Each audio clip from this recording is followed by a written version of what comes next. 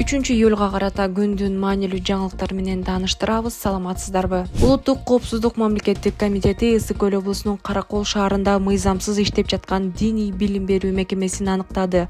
Аталган медресе дин иштери боюнча ыйгарым укуктуу органдан каттоодон өтпөй, уруксат кагазы жок иштеп келген. Ал жерде 3 мугалим 35тен ашык өспүрүмгө билим берип жаткан дешти атайын кызматтан. Текшерүүдөн соң медресенин ишмердүүлүгү убактылуу токтотулуп, алдын алуу чаралары көрүлдү. 2-июлда УКМКга суракка чакыртылган Улуттук илимдер академиясынын мурдагы кызматкери Жоомарт Карабаев массалык башаламандыктарга чакырууга шектелип жатат. Бул тууралуу Фейсбукта укук коргоочу Гүлшайыр Абдирасулова Карабаевдин адвокатына таянып билдирди. Анын айтымында Карабаев сурак бергенден кийин бөгөт чарасы каралганча деп УКМКда калтырылган.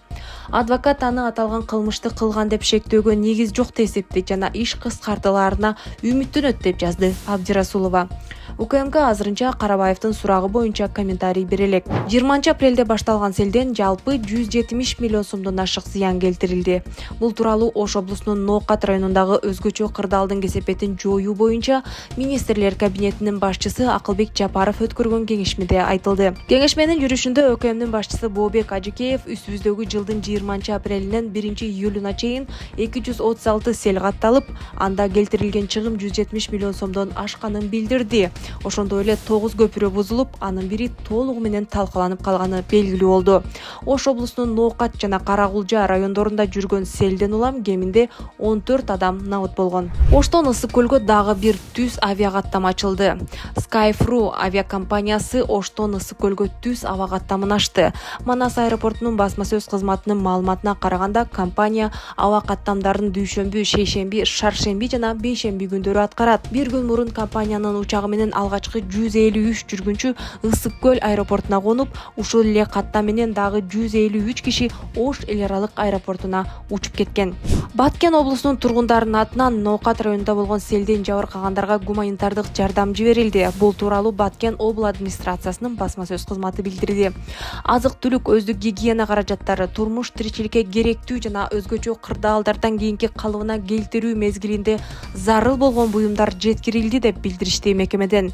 28-июнда Ноокаттын Апшырата аймагында жүргөн сел кеминде 10 кишинин өмүрүн алды.